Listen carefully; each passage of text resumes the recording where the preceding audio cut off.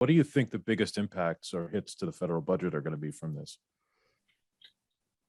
Well, I would say first and foremost, the cost of energy is going to skyrocket, at least initially. And unless and until we work our production around to accommodate for more production for use at home, we will endure those higher prices.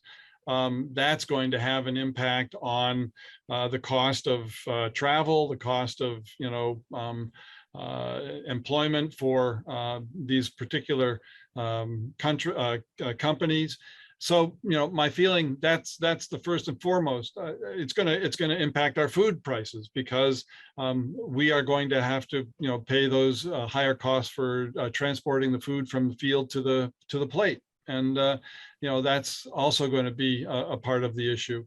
I think the global market, the finance system is going to take a hit because we've shut, Russia entirely out of that, and I don't know how that will trickle out and broaden the impact in financial transactions between us and other countries, particularly those that do business with Russia. So I think that we're going to have to look at the SWIFT system and understand better what the implications are if we cut Russia entirely out of that system.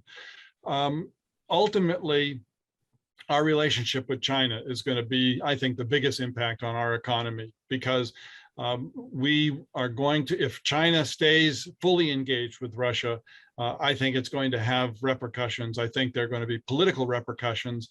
And my sense is that our trading with China is going to diminish. That will take away from the table inexpensive goods that China is able to produce that we can't produce except at a higher price. So we're going to pay a price for that as well. So, it has been proven historically that anytime a country invades another country, that is a lead off into a recessionary period globally. And my sense is that unless we do something dramatic, I don't see that changing. I mean, that's what these predictions are built on, is repetition of expectations and reality. And so I think we're hearing the Economist talk about that being the possibility. I hate to leave it quite there. We don't have to. I can leave a positive thought, and that is, I would like to. Yeah, this country needs to pull together. We need leadership like this Zelensky, who understand that we have to work together to solve these problems. This isn't a matter of the progressives against the conservatives. This is a matter of Americans working with Americans.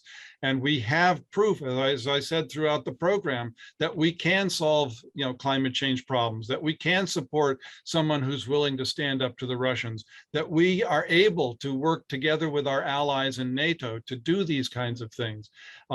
What we are lacking is the leadership that pulls everybody together and gets them marching to the same drum or singing to the same tune, or call it what you will. But we have an example of someone who is doing that in adverse circumstances. Unlike the rat in the corner that Putin describes, I think Zelensky is dealing with his corner situation with